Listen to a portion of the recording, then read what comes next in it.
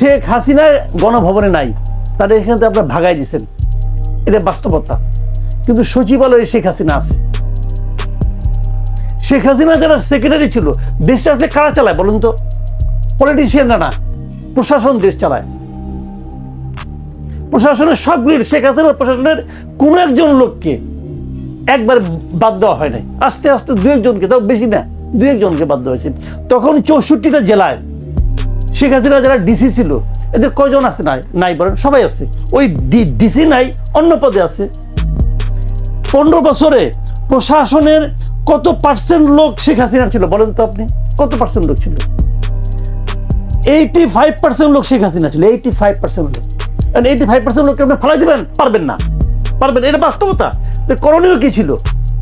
করণীয় ছিল যে উপরের দিক থেকে আপনি একদিনে আপনি 10টা সচিবকে বাদ দিতেন, একদিনে। আপনি আস্তে আস্তে বাদ দিচ্ছেন, কোনো অ্যাকশন হচ্ছে না। আস্তে আস্তে বাদ দিলে অ্যাকশন হবে না, একবারে বাদ দিতে হয়। তাতে হতো কি, বাকি সবার মধ্যে একটা মেসেজ চলে যেত যে আমার বড় কর্তাই নাই, আমি কে, কাজে আমাকে এদের কথা মানতে হবে। এখন এরা কিন্তু বসে বসে একটা করে ইস্যু করে। আমি বলি এগুলো হচ্ছে বিরাট ষড়যন্ত্র ভাই। আমি আপনাকে বুঝাই বলি জিনিসটা, আমাকে 2 মিনিট সময় দেন খালি। আপনি 30 সেকেন্ডসের মতো সময় পাবো, মানে চেয়ে নিচ্ছি, আমি একটু চেয়ে নিচ্ছি। জি, এটা একটা বড় ষড়যন্ত্র। এই আমলাগুলি এদের সামনে নিয়ে ফাইল নিয়ে যায়, বলে এটা করেন, এটা করেন, এটা করেন। এই যে এখন ওদের সঙ্গে আমরা স্টুডেন্টদের একটা ঝামেলা হচ্ছে, স্টুডেন্টদের মত, আমি তো মনে করি এটা ক্রিয়েটেড বাই দিস ব্যুরোক্রেটস। এরা ক্রিয়েট করছে, ওরা বুঝেও নাই, এই যে আমাদের বুড়া উপদেষ্টারা বুঝেও নাই কি হইতেছে। ক্রিয়েটকে ছেড়ে দিয়েছে, এখন তোমরা আরামারি করো, আমরা বসে দেখি, তামসা দেখি। এটা হয় না। একটা গণ অভ্যুত্থানের সরকার একটা স্বৈরাচারী সরকারের আমলা দিয়ে চলতে পারে না। এখানে আমি ডক্টর ইউনূসকেও রাখি, ইনক্লুডিং ডক্টর ইউনূস। উনিও এই আন্দোলনের সঙ্গে মেন্টালি ফিজিক্যালি ইনভলভ ছিলেন না। উনাকে তো এরা জোর করে নিয়ে আসছে। ওরা দেখছে যে ভাই আমার একজন লোক লাগবে, যে লোকটা নাকি সবার কাছে গ্রহণযোগ্য, এবং যে লোকটা ওই সরকার দ্বারা নির্যাতিত, তারা একটা লোক গ্রহণযোগ্য লোক হিসেবে ডক্টর ইউনূসকে নিয়ে আসছে। খুবই উত্তম। আমি ইউনূসের নির্বাচনে কোনো আপত্তি করছি না, কিন্তু ইউনূস সাহেব যাদেরকে নির্বাচন করলেন, এদের কোনো ইনভলভমেন্ট নাই। এটাই রিয়েলিটি। ধরা যাক হাইপোথেটিক্যালি, যদি এই সরকার ব্যর্থ হয়, ধরা যাক এই সরকার পারলো না, ব্যর্থ হয়ে গেল, আমি আশা করি না, আমি স্বপ্নে কল্পনাও করি না ব্যর্থ হবে, তবে ধরা যাক হাইপোথেটিক্যালি ধরলাম ব্যর্থ হয়ে গেল, এই যে যাদের কথা বললাম এদের কোনো কিচ্ছু হবে না। বিপদে পড়বে কে? এই 3 ছাত্র প্রতিনিধি যারা আছে সরকারের মধ্যে, ডক্টর আসিফ নজরুল বিপদে পড়বেন, আরো কয়েকজন, এরকম এই হাতে গুলো 5-6 জন লোক বিপদে পড়বে, আর কেউ বিপদে পড়বে না। তারা অবসরপ্রাপ্ত ছিল, আবার অবসর জীবনে চলে যাবে, কোনো সমস্যা, তাদের কোনো সমস্যা হবে না ভাই। এই যে ডক্টর বিদেশ চলে যাবে, কোনো সমস্যা নাই। এইটাই হলো রিয়েলিটি। আমাদের উচিত ছিল, ডক্টর ইউনূসের সমস্যাটাকে আমি বলি, উনি আসলে এই দেশের আমাদের গর্ব, উনি এই দেশের জন্য অনেক সম্মান বিদেশ থেকে নিয়ে আসছেন, এগুলো সব বাস্তবতা। আর পাশাপাশি এটাও বাস্তবতা, উনি এই দেশকে অত ভালোভাবে গত 15-20 বছরে চিনেন নাই। এই দেশের মানুষ সম্বন্ধে ওনার ধারণা খুব কম। উনি বিদেশের মানুষ সম্পর্কে ধারণা বেশি ওনার। বছরের বেশিরভাগ সময় উনি দেশের বাইরেই থাকতেন। কাজে উনি যাদেরকে চেনেন, উনি মনে করেন যে এইটাই বোধহয় জগৎ। উনি যে লোকটাকে ভালো হিসেবে জানেন, উনি মনে করেন এছাড়া বোধহয় বাংলাদেশ আর কোনো ভালো লোক নাই। এই জন্য উনি ওই লোকগুলিকে নিয়ে আসছেন। ওই যে অনেকে ফান করে বলতে যে এটা হলো এনজিও গ্রাম সরকার, কেন বলতে? উনি নিজে এনজিও করেন, উনার বাড়ি চট্টগ্রাম, উনি গ্রামীণ ব্যাংকের প্রতিষ্ঠাতা, এই মিলে হলো এনজিও গ্রাম। উনি এর বাইরে আর কাউকে ভালো লোক হিসেবে চিহ্নিত না। উনার তো সেই চেনার, এটা স্বাভাবিক না, এটা কিন্তু অন্যায় কিছু না, এটাই স্বাভাবিক। জি, একটু জিজ্ঞেস করি, সেটাই হয়েছে। তাহলে কি এখানে ছাত্রদের সিলেকশনে কি কোনো ত্রুটি থেকে গেল? ছাত্ররা সব সিলেকশন করছে এটা আমি মনে করি না ভাই। ছাত্ররা মূল লোকটাকে সিলেক্ট করছে, আর হয়তো তাদের কিছু সাজেশন। আমি আসলে ওই পয়েন্টটা নিয়ে আসলে কথা বলতে চাচ্ছি। এটা ওরা বলতে পারবে, আমি জানি না। স্যার, আপনি কি মনে করেন যে কোথাও কি কোনো ত্রুটি রয়ে গেছে?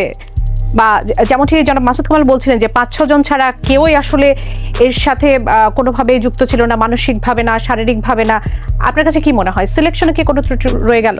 দেখুন, আমি ওনার সাথে হচ্ছে বেশ কিছু জায়গায় একমত। আসলে যে জায়গাটি হচ্ছে যে আমরা অবশ্যই আমাদের জায়গা থেকে এমন একজন মানুষকে চাচ্ছিলাম, যেখানে যে জায়গাটি নিয়েছেন প্রফেসর ডক্টর মোহাম্মদ ইউনূস, যে যিনি আসলে পুরো বিশ্বব্যাপী তার ওই গ্রহণযোগ্যতাটি রয়েছে, এবং আমরা মনে করি যে ওই মুহূর্তে আমাদের ওই সিচুয়েশনে আসলে তার সাথে আমরা আরেকটি পাশাপাশি ফেস রাখতে পারছিলাম না, যেটি তার অপশন হতে পারতো। সেই জায়গায় অবশ্যই আমাদের সকলের ওই বিষয়ে অন্তত একমত ছিল যে তিনি আমাদের প্রধান উপদেষ্টার জায়গাটিতে থাকতে পারেন, এবং এই অংশটুকুর সাথেও আমি অনেকটাই একমত যে আমার জায়গা থেকে বা আমাদের জায়গা থেকে এখন আমরা অনেকটা মনে করি যে আসলে যেই মানুষগুলো এই আন্দোলনের সরাসরি রাজপথে নেমেছে, যেই মানুষগুলো জীবনের যে মায়া, সেই মায়াকে এক পাশে রেখে পরিবারের মানুষগুলোর প্রতি তার যে মায়া, ভালোবাসা, দায়বদ্ধতা, সেগুলোকে এক পাশে রেখে ওই 18 জুলাই বলি, 19 জুলাই বলি, 3 তারিখ, 3 অগস্ট, 4 অগস্ট, 5 অগস্ট, যেই মানুষগুলো জীবন বাজি রেখে রাস্তায় নেমেছে, তারা যেভাবে এই স্পিরিটটাকে ধারণ করে, তারা যেভাবে রক্তাক্ত লাশগুলো চোখের সামনে দেখেছে, আমার যারা উপদেষ্টা পরিষদের সম্মানিত উপদেষ্টা এখন রয়েছেন তারা সেভাবে দেখেনি। হয়তো তাদের অনেকে সেই সময় আসলে দেশেও ছিল না, সেই জন্য তারা এই যে এত বড় একটি বিপ্লব হয়ে গিয়েছে, অভ্যুত্থান হয়ে গিয়েছে, এটিকে তারা যেইভাবে আসলে নিজেদের করে ওন করে নেওয়া দরকার, যে স্পিরিটকে সামনে রেখে যেভাবে ছুটে বেরিয়ে এক জায়গা থেকে আরেক জায়গায় গিয়ে এই কাজগুলো করা দরকার, সেই স্পিরিটটা আমরা তাদের মধ্যে ওইভাবে দেখতে পাই না। ঠিক এ কারণে আপনি দেখবেন, আপনারা তো অনেক জায়গা থেকে আমরা এই কথাটি শুনছি যে সমন্বয়করা সবাইকে বলছে নো, এটা কখনো হতেই পারে না, উপদেষ্টা বসানো তো সমন্বয়কদের, এখনকার সমন্বয়কদের এই কাজ না। বরং আমরা আমাদের জায়গা থেকে মনে করি কোনো উপদেষ্টা যদি তাদের জায়গা থেকে তাদের যে কাজগুলো করা দরকার, যে স্পিরিটকে ধারণ করে করা দরকার, যে স্পিড নিয়ে করা দরকার, ওই কাজগুলো যদি তারা না করে থাকে, আমরা তাদের বিরুদ্ধে রাস্তায় নামছি, আমরা তাদের বিরুদ্ধে যতটা তীর্যকভাবে সমালোচনা করা দরকার সেটি আমাদের জায়গা থেকে আমরা করছি, এবং আমরা আমাদের জায়গা থেকে মনে করি যে তাদের যে প্রত্যাশাটি তাদের কাছে আমাদের রয়েছে, সেটি পূরণ করা থেকে তারা একটি দূরত্বে রয়েছে আসলে এখন পর্যন্ত। ছাত্র জনতার অংশীদারত্ববিহীন যে সিদ্ধান্ত, সেটি নিয়ে আপনারা প্রতিবাদ জানিয়েছেন যে উপদেষ্টা নিয়োগের ক্ষেত্রে অংশীদারিত্বহীন কথা যে ব্যবহার করা হয়েছে, তার মানে কি আমরা এটা বুঝবো যে সেখানে আপনাদের মতামত নেওয়ার বিষয়টি আপনারা বুঝাতে চাচ্ছেন?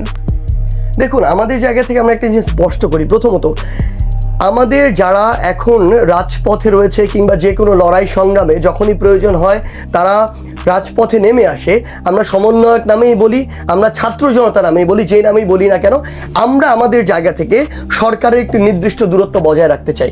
আমরা সরকারের ডিসিশনে আমাদের জায়গা থেকে এটি কখনো বলতে চাই না এটা আপনার করতে হবে, বরং আমরা তাদের কাছে একটি চাপ প্রয়োগকারী একটি গোষ্ঠী হিসেবে কাজ করতে চাই, যেই গোষ্ঠী তাদের যে কোনো ভুলটি ধরিয়ে দেওয়ার জন্য সবসময় প্রস্তুত থাকবে, যদি ভুল পথে চায় তাহলে তাদের যে কোনো সমালোচনা করার জন্য সেই জায়গাটিতে প্রস্তুত থাকবে।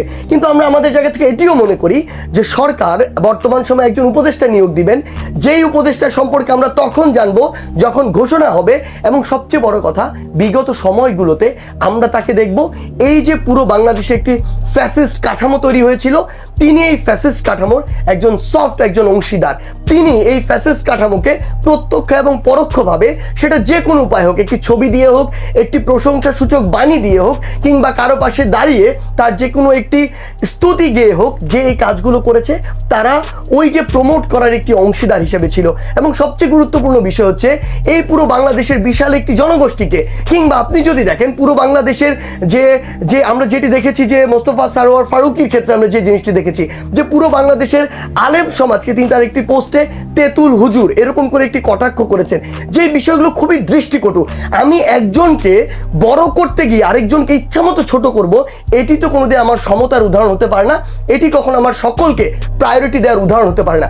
সেই জায়গা থেকে আমরা আমাদের জায়গা থেকে মনে করেছি যেই মানুষগুলো সময়ের সাথে সাথে যারাই ক্ষমতায় গিয়েছে তাদেরকে বিভিন্নভাবে তাদেরকে তাদের জায়গা থেকে তোষামতি করে, ধরন ভিন্ন হতে পারে, একজন কথা দিয়ে তোষামত করে, একজন একটি ছবি দিয়ে তোষামত করে, একজন একটি সুন্দর লাইন দিয়ে তোষামত করে, যেই মানুষগুলো বিগত সময়ে ক্ষমতাসীনদের এটি করেছে, সেই মানুষগুলো যদি এখনো একই কাজ করে এবং আমরা তাদেরকে ওই জায়গাটিতে প্রায়োরিটি দেই এবং এই গুরুত্বপূর্ণ জায়গাগুলোতে নিয়ে আসি, সত্যি কথা বলতে এই মানুষগুলো আজকে থেকে 5 বছর পর অন্য কেউ ক্ষমতায় আসলে তাদের ক্ষেত্রেও এই একই ব্যবহারটি করবে। কিন্তু আমার এই যে স্পিরিট, আমার এই যে এত রক্ত দেওয়া, এত জীবন দেওয়া, এটার সাথে এটাকে ধারণ করে যে কাজ করা, সেটি আমরা তাদের কাছে পাবো।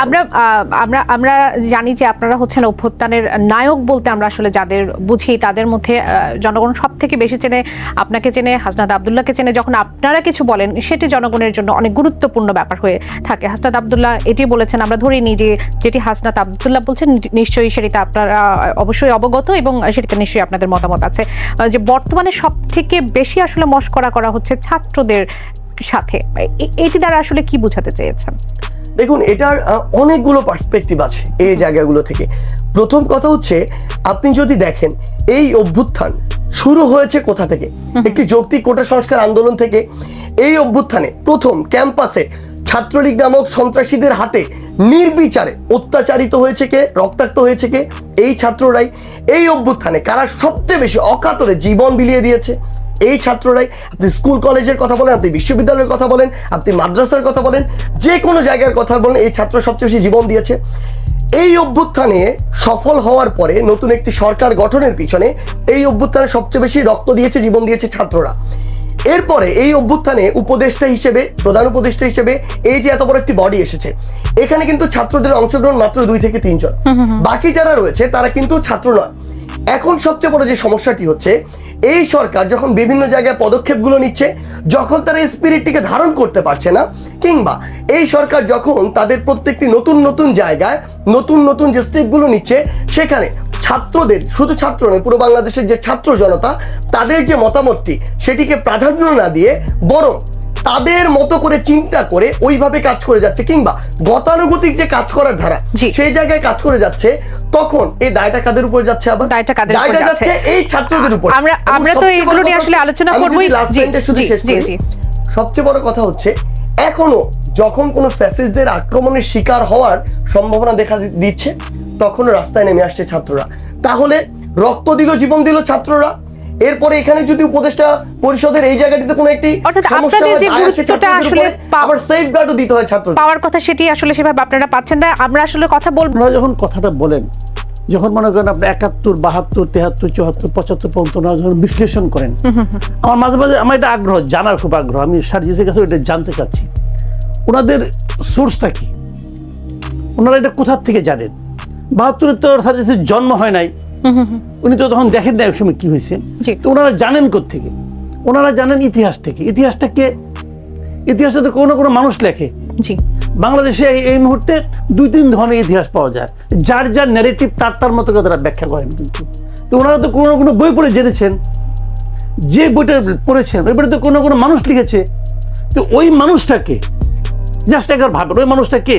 ওই মানুষটা তো কোনো কোনো পলিটিক্যাল পার্টি করেন, অথবা কোনো কোনো রাজনৈতিক দর্শনের সঙ্গে ওনার এক ধরনের অ্যাফিলিয়েশন আছে। একবার ভাবুন জিনিসটা।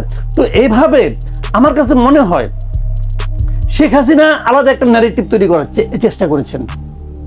আবার শেখ হাসিনার এগেনস্টে যারা ছিল, অন্য যারা পলিটিক্যাল, বিএনপিও স্বাধীনতা যুদ্ধের আলাদা একটা ন্যারেটিভ তৈরি করার চেষ্টা করেছে। জামাতে ইসলাম তারা স্বাধীনতা যুদ্ধের বিরোধিতা করেছে, কিন্তু তাদেরও কিন্তু আলাদা একটা ন্যারেটিভ আছে। আপনি জানেন, গোলাম আজমের একটা বই আছে, বইয়ের নাম হলো সোনার বাংলা। উনি সোনার বাংলা মানে বই লিখেছেন, যে লোকটাকে স্বাধীনতা যুদ্ধের বিরোধিতা করেছেন অফিসিয়ালি। তো এখন যার যার ন্যারেটিভ কিন্তু তার কাছে। এবং তাদের ক্ষমা চাওয়া প্রসঙ্গ যখন আসে, আমি ক্ষমা চাওয়া প্রসঙ্গে আমি আরো অনেক পরে যাচ্ছি, ওটা ওই প্রসঙ্গটা খুব একটা ইম্পর্টেন্ট না। কিন্তু আমার কথা হলো, যার যার ওনারা তো অস্বীকার করছেন যে সেই সময় তাদের প্রমাণ দিতে হবে যে সেই সময় তারা বাংলাদেশের মুক্তিযুদ্ধের বিরুদ্ধে ছিলেন বা স্বাধীনতার বিরুদ্ধে ছিলেন, সেটির প্রমাণ তাদের দিতে হবে। প্রমাণ দেবে? আমি তো নিজের ওই সময়ের পত্রিকা দেখেন আপনি, আমি ইতিহাস দেখি, আমি কারো লেখা ইতিহাস আমি দেখতে যাচ্ছি না। আপনি ওই সময়ের পত্রিকাগুলি দেখেন, গোলাম আজম সাহেব তার দলবল নিয়ে, আব্বাস আলী খান, গোলাম আজম এরা ইয়ের সঙ্গে, নিয়াজের সঙ্গে বসে মিটিং করতেছে। ও মিটিং করে বলতেছে যে পাকিস্তানি বাহিনীকে সব ধরনের তারা সহযোগিতা করবে। That was their political decision. আমি একটা কথা বলি আপনাকে, ওটা তাদের রাজনৈতিক সিদ্ধান্ত ছিল, কিন্তু ওই সিদ্ধান্তর আলোকে রাজাকার বাহিনী গড়ে উঠেছিল। সেটা আমি কিন্তু ওই ঝামেলায় যাচ্ছি না। আমার কথা হলো কি, যার যার সিদ্ধান্ত তখন তারা নিয়েছেন, সময়ের প্রেক্ষিতে ওই সময় বুঝে নিয়েছেন। তারপরে কিন্তু আবার যার যার মতো করে পরিবর্তিত পরিস্থিতি, যখন পাকিস্তান থাকলো না, বাংলাদেশ হয়ে গেল, যার যার মতো করে এটা ব্যাখ্যা করেছেন। আমার এই ব্যাখ্যাগুলো নিয়ে কোনো সমস্যা নাই, যে যেভাবে ভাবতেই পারে, এই কোনোটা নিয়ে আমার কোনো আপত্তি নাই। আমার প্রশ্নটা হলো যে, যখন আমরা বঙ্গবন্ধুকে বিচার করব, যখন আমরা শেখ মুজিবকে বিচার করব, শেখ মুজিব কিন্তু বঙ্গবন্ধু এটা কিন্তু হয়েছে স্বাধীনতার আগে। ওনাকে স্বাধীনতার আগেই এই খেতাবটা দেওয়া হয়েছে। আমি কোনো খেতাবের পক্ষে না ভাই। একজন লোক তার বাপ মায়ের একটা নাম রাখছে, ওর সঙ্গে একটা উপাধি যোগ করতে হবে কেন? আমি এটার পক্ষে না, কিন্তু দিয়েছে বাংলাদেশ, ভালোবেসে দিয়েছে, দায় দিয়েছে। 24শে মার্চ পর্যন্ত ওনার ভূমিকা, যেটা সার্জিস বললো, এটা হলো বিতর্কের ঊর্ধ্বে, আমি অস্বীকার করি না।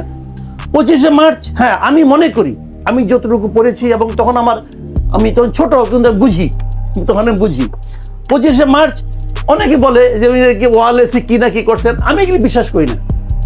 এবং বরঞ্চ আমি তাজউদ্দিন আহমেদের মেয়ের যে ভাষ্যটা, এটাকে আমি মনে করি যে সঠিক না হতে পারে, যে বঙ্গবন্ধু স্বাধীনতা ঘোষণা করে যাননি ভাই। উনি কেন যাবেন? উনি তো অখণ্ড পাকিস্তানের প্রধানমন্ত্রী হতে চেয়েছিলেন, উনি তো অখণ্ড পাকিস্তানের প্রধানমন্ত্রী হওয়ার ম্যান্ডেট পেয়েছিলেন। উনার স্বাধীনতা ঘোষণা করতে হবে কেন? উনি করেন নাই, এটাই সত্য। যারা এখন বলে যে উনি স্বাধীনতা ঘোষণা করছেন, এটা ঠিক না, আমি মনে করি না। আবার আমারও ভুল হইতে পারে, কিন্তু আমি মনে করি না। কিন্তু এসব সত্য মানলেও তারপরে উনি দেশে, মানে উনি অত্যন্ত ব্যর্থ একজন শাসক ছিলেন, অত্যন্ত ব্যর্থ। কারণ তখন আমি জানি 74-এর দুর্ভিক্ষ, আমি নিজে আমার অভিজ্ঞতা আছে, আমি তখন জ্ঞান আছে আমার, তখন আমি ক্লাস 8-এ পড়ি 74 সালে। কাজে আমি না খেয়ে দেখছি, আমি আটার যাও খাইছি ভাই, আমি নিজে খেয়েছি। আটার যাও বুঝেন, ওই যেটাতে পোস্টার লাগায় আটা গুলা, ওইটা আমি খেয়েছি, ওইটা খেয়ে আমার জীবন ধারণ করেছি, আমি জানি এগুলো। কিন্তু এই সমস্ত অপকর্ম, সমস্ত অযোগ্যতা সত্ত্বেও আমি মনে করি বাংলাদেশের স্বাধীনতার মহানায়ক হলো শেখ মুজিবুর রহমান। ধন্যবাদ।